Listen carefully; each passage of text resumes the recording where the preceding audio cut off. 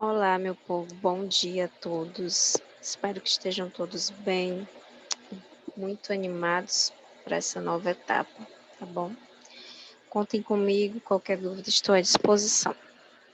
Bom, hoje na nossa aula de filosofia, vamos fazer aí recapitular, tá? Os conteúdos do ano passado, principalmente assim, mais um resumo, para lembrar algumas coisinhas. E depois a gente dá sequência e começa aí um novo conteúdo desse novo livro para vocês esse ano. Bom, a princípio neste novo livro teremos alguns filósofos diferentes do que vocês já viram anteriormente. Alguns nomes diferentes como Descartes, Leibniz, Locke, Hume e Kant e muitos outros, tá? Mas vamos aqui pegar essa dica do livro de vocês como se fôssemos fazer aí uma análise ou montar um filme, relembrando algumas coisas, tanto do sexto ano como do sétimo, e poder entender até onde a gente chegou, tá? Então vamos começar aqui, por exemplo, pela primeira cena. Como que vamos montar essa primeira cena? Com o espanto ou admiração. O que é espanto? O que é admiração? É algo que te traz ali a impressão de novidade, não é verdade? Então, como que começaria esse filme? Vamos começar pensando na natureza. O que os primeiros filósofos investigavam, gente? A natureza. E para isso tem uma palavrinha grega chamada physis. E era dessa forma que eles interpretavam a natureza, como physis, né?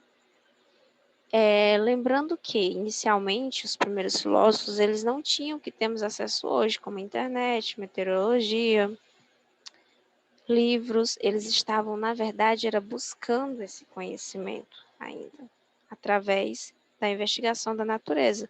E aí eles vão deixando as lendas gregas, os mitos, as histórias, para começar a pensar de forma racional. Lembra que eu falei isso?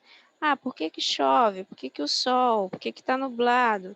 E não uma explicação de algum deus grego que estaria mandando chuva ou algo do tipo. Eles queriam uma explicação racional. Daí a gente já tem a nossa primeira cena montada. Primeiro os filósofos, que poderiam ser chamados de pré-socráticos ou naturalistas, que investigavam a natureza, ok?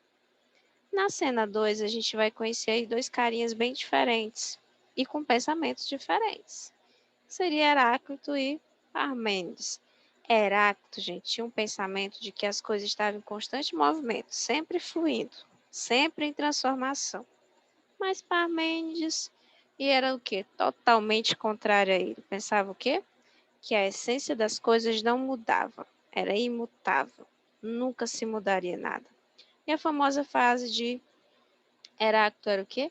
Uma pessoa não poderia se banhar duas vezes no mesmo rio, porque segundo ele, da próxima vez que a pessoa chegasse lá, não era mais a mesma água e a pessoa não seria mais a mesma. Teoricamente, né, podemos dizer que Heráclito tinha um pouco de razão. Quando você é criança, você tem uma certa aparência física. Quando você cresce, tem uma outra aparência. Vai se tornando adulto, mais velho, uma outra aparência. Então, aí houve transformações físicas. Mas aí, ao mesmo tempo, a gente pode confiar em Parmênides quando ele diz que a essência não muda, você continua sendo você. Você só mudou externamente, mas a sua essência como pessoa não mudou. Então, para Heráclito, ele coloca aí que tem sentido na questão da aparência. E Parmênides, a questão da essência. Mas, afinal de contas, tudo passa por mudanças. Claro que tem certas coisas que não mudam. Aí a gente pode confiar mais na palavra de Parmênides. Enfim, gente, é um assunto que fica agora aí a critério de vocês, se vocês querem defender Heráclito ou Parmênides. E vamos prosseguir aqui para mais uma cena, tá? Para poder entendermos melhor.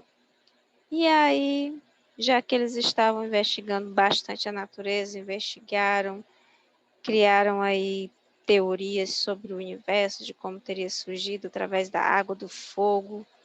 Certo que nenhum acertou, mas era de extrema curiosidade deles essa investigação. Então chega-se a questão de Sócrates. Vocês lembram de Sócrates, né? A gente falava muito de Sócrates e Platão também. Mas Teoricamente falando de Sócrates, a gente vai lembrar dos sofistas. E quem eram os sofistas? Os sofistas eram como se fossem professores, ensinadores de oratória. Eles tinham a famosa lábia, poder de convencer a persuasão.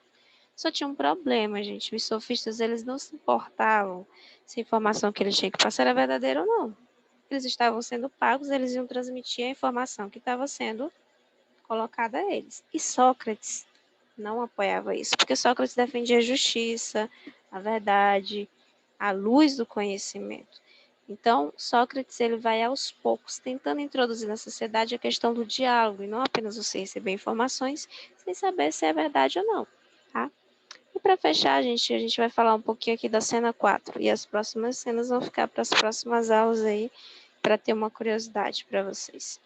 Cena 4, a gente vai lembrar de quem? De Platão, saindo da caverna. Por que saindo da caverna? Porque Platão, bem no início do ano passado, eu lembrei para vocês que Platão dividia a realidade em duas: mundo inteligível e mundo invisível. Ou seja, realidade visível e realidade inteligível. Para Platão, a verdadeira realidade seria o quê? A realidade inteligível. Já a realidade visível, ele colocava que era uma cópia imperfeita. Sabe? Quando você tem um livro original e aí você faz uma cópia. Então, a xerox, a cópia, seria a realidade visível. Mas para Platão, a original era a realidade inteligível. Ele dividia dessa forma, mas teoricamente não haveria essa divisão entre parte externa e parte interna. A gente sabe que muitas vezes o que acontece é a gente ser enganado pelas aparências. Mas, no fundo, você depois vê o que realmente era real. Estão me entendendo? Mas eu vou tirar as dúvidas de vocês em sala. Qualquer dúvida, eu estou à disposição. Bom, por hoje é só. A gente continua na próxima aula, tá bom?